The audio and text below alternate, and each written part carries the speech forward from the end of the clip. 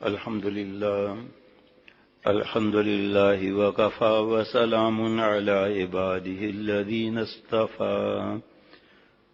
أما بعد فأعوذ بالله من الشيطان الرجيم بسم الله الرحمن الرحيم إن الله وملائكته يصلون على النبي يا أيها الذين آمنوا صلوا عليه وسلموا تسليما صدق الله العظيم۔ حضرت حکیم الامت مجدد ملت حضرت مولانا شاہ اشرف تھانوی صاحب کا ترجمہ ہے بیان القرآن میں، اس کے بعد اس کا آشکارانہ ترجمہ ہے عجیب و غریب۔ ابھی جو ترجمہ قرآن پاک کا ہے، بے شک اللہ اور اس کے فرشتے رحمت بھیجتے ہیں ان پیغمبر یعنی آپ صلی اللہ علیہ وسلم پر، اے ایمان والو تم بھی آپ پر رحمت بھیجا کرو اور خوب سلام بھیجا کرو تاکہ آپ کا حق عظمت جو تمہارے ذمے ہے ادا ہو جائے۔ اور درود شریف بڑی عبادت ہے بھائی، کہ درود شریف جو پڑھے تو بہت بڑی عبادت ہے، بہت بڑی عبادت ہے۔ 10 گناہ جھڑتے ہیں، 10 درجات بلند ہوتے ہیں، 10 نیکیاں ملتی ہیں۔ اور یہ ایسی عبادت میں ہے، پیارے شیخ فرماتے تھے، جس میں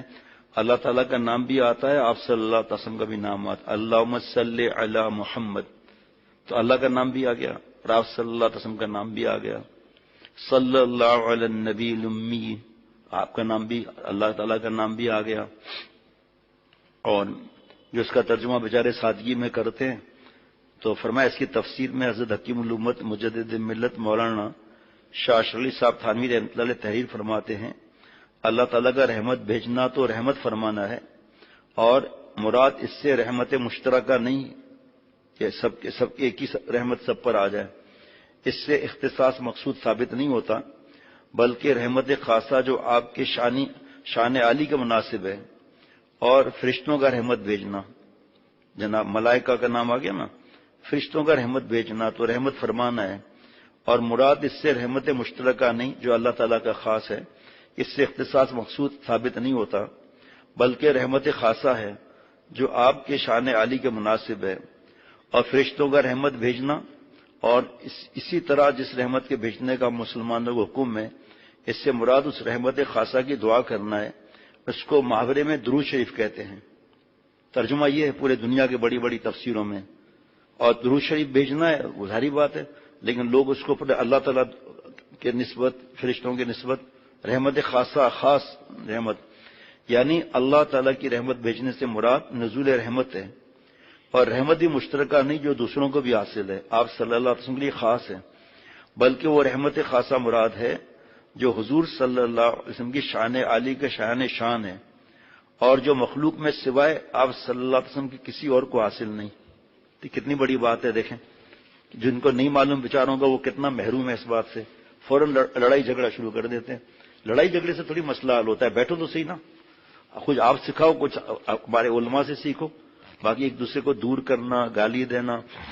کافر کہہ دینا، ٹشو دینا۔ اگر 99 دلیلیں ہوں، ثبوت ہوں کافر کے 99،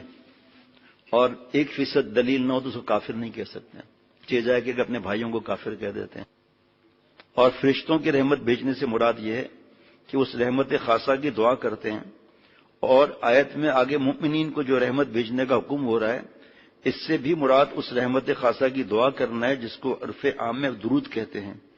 اور آیت کا آشکارا ترجمہ یہ کرتا ہوں، سنیں، اللہ تعالیٰ اور اس کے فرشتے نبی صلی اللہ علیہ وسلم سے پیار کرتے ہیں، اے مسلمانوں تم بھی میرے نبی سے پیار کرو۔ اس کو کہتے ہیں آشکارانہ لطائف، آشکارانہ ترجمہ۔ اب جو عاشق بننا ہوگا اس کو مزہ آئے گا، جو عاشق بننا نہیں ہوگا وہ بیچ میں کوئی پخ ڈال دے گا، حالانکہ وہ بتا رہے ہیں کہ یہ لطائف ہیں۔ یہ جناب کیا ہے، اللہ تعالیٰ اور اس کے فرشتے نبی صلی اللہ علیہ وسلم سے پیار کرتے ہیں، اے مسلمانوں تم بھی میرے نبی سے پیار کرو۔ اور سنائیں، حضرت مولانا فضل الرحمان صاحب گنج مراد آبادی رحمۃ اللہ علیہ صلی اللہ علیہ وسلم کا آشکارانہ ترجمہ یوں کرتے تھے، اللہ پیار کرے نبی صلی اللہ علیہ وسلم کا اور سلامت رکھے ان کو۔ جناب مفتی اعظم مفتی شفیع صاحب رحمۃ اللہ علیہ نے اپنی تفسیر معرف القرآن میں اس آیت کی تفسیر کے ذیل میں لکھتے ہیں کہ اصل مقصود آیت کا مسلمانوں کو یہ حکم دینا تھا کہ رسول اللہ صلی اللہ علیہ وسلم پر صلاۃ و سلام بھیجا کریں، مگر تعبیر اور بیان میں اس طرح فرمایا کہ پہلے حق تعالی نے خود اپنا اور اپنے فرشتوں کا رسول صلی اللہ علیہ وسلم کے لیے عمل صلاح کا حکم فرمایا، اس کے بعد عام مومنین کو اس کا حکم دیا، جس میں آپ کے شرف اور عظمت کو اتنا بلند فرمایا کہ رسول اللہ صلی اللہ علیہ وسلم شان میں جس کام کا حکم مسلمانوں کو دیا جا رہا ہے وہ کام ایسا ہے کہ خود حق تعالی اور اس کے فرشتے بھی کرتے ہیں۔ جناب واہ واہ واہ، کیا اللہ تعالیٰ نے حضرت والا کو نعمتیں دی تھیں اور کس طرح چھپ گئی، ماشاءاللہ اس کا فائدہ ہو رہا ہے۔ جناب تو عام مومنین جن پر رسول اللہ صلی اللہ علیہ وسلم کے احسانات بے شمار ہیں، ان کو تو اس عمل کا بڑا اہتمام کرنا چاہیے۔ اور ایک فائدہ اس تعبیر میں یہ بھی ہے کہ اسے درود و سلام بھیجنے والے مسلمانوں کی ایک بڑی فضیلت یہ ثابت ہوئی کہ اللہ تعالیٰ نے ان کو اس کام میں شریک فرما لیا۔ دیکھو یہاں پتہ نہیں لکھا ہے نہیں لکھا ہے، مجھے حضرت کی بات مزیدار یاد آ رہی ہے، یہ بھی حضرت کا ہی ملفوظ ہے۔ شیخ العرب العجم عارف باللہ حضرت مولانا شاہ حکیم محمد اختر صاحب رحمۃ اللہ علیہ، جن کا غلام جن کے قدموں کی خاک، شاید آگے لکھا ہو لیکن آپ کو میری عادت پتہ ہے جلدی بول دیتا ہوں، پھر آگے زیادہ تر لکھا بھی ہوتا ہے۔ فرمایا یہ بتاؤ، ایک اتنا امیر آدمی، اتنا امیر اور سخی ہو، اس کے ساتھ پارٹنرشپ آپ کرو گے تو کبھی نقصان ہوگا؟ تو جس کام میں اللہ خود شریک ہے اس میں ہمیں اللہ حکم دے رہے ہیں تو ہمارا خسارہ کدھر ہے؟ درود ابراہیمی پڑھے ہوئے کتنا عرصہ ہو گیا؟ میں اپنی بات کرتا ہوں، بس مختصر صلی اللہ علیہ النبی الامی صلی اللہ علیہ وسلم صلی اللہ علیہ النبی۔ اچھا ہے، منع تھوڑی ہے کوئی، ہمارے حضرت تو فرماتے تھے یہی درود شریف چھوٹا والا پڑھ، مجھے پتا ہے تو بڑا کتنا پڑھے گا، اس لیے 100 دفعہ درود شریف چھوٹا والا ہی پڑھو، پھر آگے خود احساس ہوگا، چاہے 3 دفعہ پھر پڑھ لو درود ابراہیمی۔ آپ صلی اللہ علیہ وسلم کا درود شریف جو اتحیات کے بعد ہم پڑھتے ہیں، لیکن نہیں، جلدی فٹافٹ ٹیلی ویژن VCR وغیرہ، وہ کہاں تلاوت، کہاں ذکر، کہاں دعائیں۔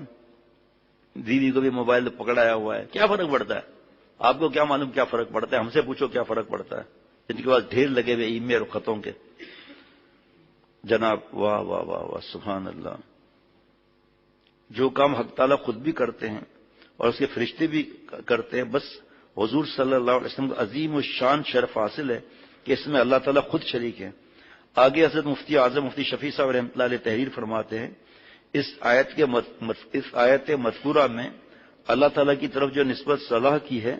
اس سے مراد رحمت نازل کرنا ہے۔ دیکھیے علماء اشش کر اٹھے تھے بھائی حضرت والا کے، اور فرشتوں کی طرف صلاح اس کا مطلب آپ کے لیے دعا کرنا ہے، اور عام مومنین کی طرف سے صلاح کا مفہوم دعا اور مداح اور ثنا کا مجموعہ ہے۔ عامہ مفسرین نے یہ معنی لکھے ہیں، اور امام بخاری رحمۃ اللہ نے یہ نقل کیا ہے کہ اللہ تعالیٰ کی صلاح سے مراد آپ کی تعظیم اور فرشتوں کے سامنے مداح و ثنا ہے، اور اللہ تعالیٰ کی طرف سے آپ کی تعظیم دنیا میں تو یہ ہے کہ آپ کو بلند مرتبہ عطا فرمایا، وَرَفَعْنَا لَكَ ذِكْرَكَ، اے میرے محبوب ہم نے آپ کا ذکر بلند کر دیا۔ حضرت کو تو کیا محبت تھی اللہ تعالیٰ سے، آپ صلی اللہ علیہ وسلم سے، صحابہ رضوان اللہ علیہم اجمعین سے، اور اللہ والے جن سے اللہ ملتا ہے، کنوا مع الصادقین، اللہ کا حکم ہے۔ حضرت بے چین ہو جاتے تھے جب بستی میں پتہ چلتا تھا نا کوئی اللہ والا ہے، فوراً پہلے وہاں ان سے دعائیں لینا، حضرت والا کا یہ معمول تھا۔ تو فرمایا کہ صحابہ رضوان اللہ علیہم اجمعین نے عرض کیا، ہاں حضرت نے فرمایا دیکھو اللہ فرما رہے ہیں وَرَفَعْنَا لَكَ ذِكْرَكَ، اے میرے محبوب ہم نے آپ کا ذکر بلند کر دیا۔ اللہ نے یہ نہیں فرمایا ذکر بلند کر دیں گے، اس میں تو انتظار ہوگا نا، محبوب کا انتظار کرایا جاتا ہے کہ انتظار میں تکلیف ہوتی ہے۔ صحابہ رضوان اللہ علیہم اجمعین نے عرض کیا کہ محبوب صلی اللہ علیہ وسلم آپ کا ذکر کیسے بلند فرمایا اللہ تعالیٰ نے؟ وہی حدیث قدسی اللہ نے فرمایا اذا ذکرت ذکرت معی، اے میرے محبوب جہاں جہاں میرا نام آئے گا وہاں آپ کا نام بھی آئے گا۔ آج کوئی مسلمان ہونا چاہے 10 کروڑ مرتبہ کلمہ پڑھ لے اور محمد الرسول اللہ نہ کہے، قبول نہیں ہے۔ میں مؤذن جہاں جہاں اشہد ان محمد الرسول اللہ کہے گا، وہاں جہاں جہاں اشہد ان لا الہ الا اللہ کہے گا، وہ اشہد ان محمد الرسول اللہ بھی کہے گا۔ مؤذن صاحب جہاں جہاں اشہد ان لا الہ الا اللہ، اشہد ان لا الہ الا اللہ، اشہد ان محمد الرسول اللہ، اشہد ان محمد الرسول اللہ کہے گا۔ 4 رکعت سنت پڑھ رہے ہیں، اتحیات کے بعد درود شریف بھول سے پڑھ لیا، آگے تک چلے گئے، سجدہ صاف کرو۔ ہمارے محبوب کا نام بھول سے لیتا ہے، چلو سجدہ صاف کرو۔ یہ آشکانہ باتیں ہیں یہ بھائی، سب سنت پہ عمل نہیں ہے۔ جب آنکھوں کی حفاظت نہیں ہے، دل میں زنا کے خیالات ہیں، تو میں کیسے عاشق بن سکتا ہوں بھائی؟ امام بخاری رحمۃ اللہ نے یہ نقل کیا ہے کہ اللہ تعالیٰ کی صلات سے مراد آپ کی تعظیم اور فرشتوں کے سامنے مدح ثنا ہے، اور اللہ تعالیٰ کی طرف سے آپ کی تعظیم دنیا میں تو یہ کہ آپ کا بلند مرتبہ عطا فرما دیا۔ اکثر مواقع اذان اور اقامت وغیرہ میں اللہ تعالیٰ کے ذکر کے ساتھ آپ کا ذکر شامل کر دیا، اور یہ کہ اللہ تعالیٰ نے آپ کے دین کو دنیا بھر میں پھیلا دیا اور غالب کیا، اور آپ کی شریعت پر عمل قیامت تک جاری رکھا، ذکر بلند کر دیا نا، اور اس کے ساتھ آپ کی شریعت کو محفوظ رکھنے کا ذمہ اللہ تعالیٰ نے لے لیا۔ اور آخرت میں آپ کی تعظیم یہ ہے کہ آپ صلی اللہ علیہ وسلم مقام تمام خلائق سے بلند و بالا کیا، اور جس وقت کسی پیغمبر یا فرشتے کی کو شفاعت کی مجال نہ تھی، اس حال میں آپ صلی اللہ علیہ وسلم مقام شفاعت عطا فرمایا، جس کو مقام محمود کہا جاتا ہے۔ صرف اذان کی بات ہے، خاموش رہتے ہیں ہم، دین کی بات کر سکتے ہیں، استاد سبق پڑھا سکتا ہے، حدیث پاک جو بھی پڑھا رہا ہے، باقی دنیا کی بات نہیں کرنا ہے۔ طواف کر رہے ہیں نا، اذان میں جواب دینا ہے۔ ایک اللہ والے نے خواب میں دیکھا پڑوس کی عورت جنت میں گھوم رہی ہے، خواب حجت نہیں ہوتے، لیکن ایسا خواب ہے، پڑوس کی عورت ہے، کہ پوچھا کون ہو، کہا پڑوس میں ہوں، تو یہ گئے جا کے پوچھا ان کے بھائی سے، تو کہا ہماری بہن کا تو کوئی خاص عمل نہیں تھا، بس نماز وغیرہ تھا، تو کہا والدہ سے پوچھ کر آئیں، تو پوچھ کر آئے کہ والدہ نے کہا ہے کہ ہماری بہن اذان کی آواز ہوتے ہی سب کو خاموش، دوپٹہ سر پر، اذان کا جواب بچوں تک کو، بھائیوں کو تک سب کو سکھا دیا تھا، تو لگتا ہے یہی عمل قبول ہوا۔ اب آپ فیصلہ کر لیں، اذان کے وقت، تہجد کے وقت ویڈیو گیم، کارٹون حرام۔ واہ واہ واہ۔ عباس اور علماء نے بھی لکھا ہے کہ اللہ تعالیٰ کے درود بھیجنے کا مطلب حضور صلی اللہ علیہ وسلم مقام محمود تک پہنچانا ہے، جو مقام شفاعت ہے، اور فرشتوں کے درود بھیجنے کا مطلب یہ ہے کہ فرشتے حضور صلی اللہ علیہ وسلم کی بلندی درجات کے لیے دعا۔ کتنے برسوں کا معاملہ آپ سوچو ذرا، سمجھ میں اب آیا، مطلب حضرت سے جب سنا، اور آپ کی امت کے لیے استغفار کرتے ہیں فرشتے، اور مؤمنین کے درود سے مراد آپ صلی اللہ علیہ وسلم اتباع، آپ کے ساتھ محبت، اور آپ صلی اللہ علیہ وسلم کے اوصاف جمیلہ اور سیرت عالیہ کا تذکرہ اور تعریف کرنا۔ اور فتاوی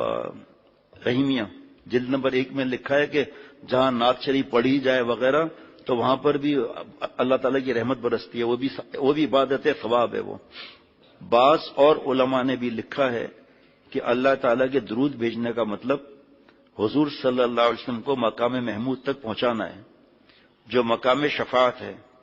اور فرشتوں کے درود بھیجنے کا مطلب یہ ہے کہ فرشتے حضور صلی اللہ علیہ وسلم کی بلندی درجات کے لیے دعا اور آپ صلی اللہ علیہ وسلم کی امت کے لیے استغفار کرتے ہیں، اور مؤمنین کے درود سے مراد آپ صلی اللہ علیہ وسلم کی اتباع، اور آپ صلی اللہ علیہ وسلم کے ساتھ محبت کرنا، اور آپ صلی اللہ علیہ وسلم کے اوصاف جمیلہ اور سیرت عالیہ کا تذکرہ اور تعریف کرنا۔ اس آیت سے حضور صلی اللہ علیہ وسلم کی بے مثل محبوبیت ظاہر ہوتی ہے۔ اللہ تعالیٰ نے قرآن پاک میں بہت سے انبیاء علیہ الصلوۃ والسلام کی تعریف اور توصیف اور اعزاز و اکرام فرمایا، مثلا آدم علیہ السلام کے لیے فرشتوں کو سجدے کا حکم فرمایا، لیکن کسی حکم اور کسی اعزاز و اکرام میں یہ نہیں فرمایا کہ میں بھی یہ کام کرتا ہوں تم بھی کرو۔ اے اعزاز صرف ہمارے پیارے نبی سید الانبیاء محمد رسول اللہ صلی اللہ علیہ وسلم کے لیے خاص ہے کہ درود شریف کی نسبت پہلے اپنی طرف فرمائی، پھر فرشتوں کی طرف کرنے کے بعد اہل ایمان کو حکم دیا کہ اے مسلمانوں تم بھی میرے نبی پر درود بھیجو۔ اس اللہ اکبر آ گیا نا آخر میں نے کہا تھا نا میں جلدی کر رہا ہوں، آگے آخر میں جناب اس عمل میں اللہ اور اس کے فرشتوں کے ساتھ شرکت نعمت نہیں ہے۔ جس طرح تجارت میں بادشاہ کا حصہ بھی ہو، اس تجارت میں خسارہ اور لاس ہو سکتا ہے، وہ بزنس گھاٹے میں جا سکتی ہے۔ درود شریف بھیجنا اللہ کا کام ہے، فرشتوں کا کام ہے، وہی رحمت وغیرہ اس میں آ گیا، اس میں اپنا حصہ لگا لو، یہ تجارتاً لن تبور ہے، اس میں خسارہ ہے ہی نہیں۔ واہ واہ کیا بات ہے بھائی۔